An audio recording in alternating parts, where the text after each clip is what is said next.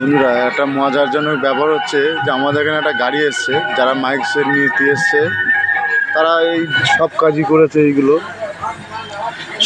করেছে। এই যে প্যান্ডেলের সব কাজ এদের হাতে, কিন্তু এরা মাইক সেট তুলছে। একটা গাড়ি এসছে, বিশাল মজার ব্যাপার যে এরকম গাড়ি দেখিনি। ঠিক আছে, হ্যাঁ দেখাচ্ছে গাড়িটা, মাইক সেট তুলছে এরা। মাথা নেই গাড়ি।